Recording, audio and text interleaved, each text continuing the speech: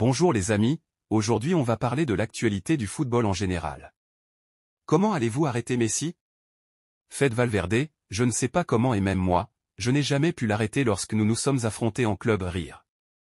Nous devons l'affronter avec respect car c'est le meilleur joueur du monde.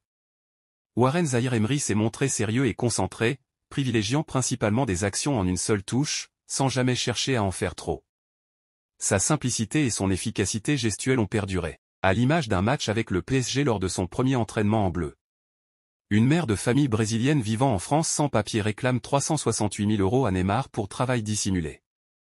Elle dit avoir travaillé 7 jours sur 7 pendant près de 2 ans sans avoir été déclarée et avoir même été poussée à travailler pour Neymar jusqu'à 15 jours avant son accouchement. Elle ne disposait d'aucun contrat de travail sous format papier et travaillait près de 70 heures par semaine sans bénéficier d'un seul jour de congé, et s'occupait de faire le ménage ou encore de faire les ongles de la compagne de Neymar.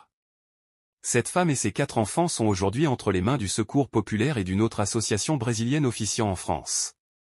Elle menace de porter plainte contre le joueur s'il ne règle pas ses dettes. Que pensez-vous de cette affaire? Leipzig souhaite conserver Xavi Simons. Le PSG s'opposerait à un transfert définitif mais serait ouvert à un nouveau prêt d'une saison. On vous remet une de ses déclats légendaires, quand il se prenait pour Thierry Henry alors qu'il venait de signer à Arsenal.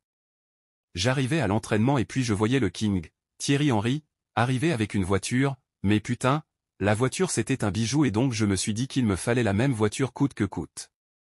Vous savez, en tant que joueur, quand tu vas au concessionnaire, tu signes des papiers et on te donne la voiture. Puis on fait des prélèvements sur ton salaire.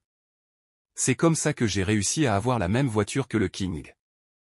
Mais je vous jure qu'au bout de 2 mois j'ai fait retourner la voiture, tout mon argent allait dans le carburant et je leur ai dit, donnez-moi une Toyota, votre machin c'est trop pour moi là.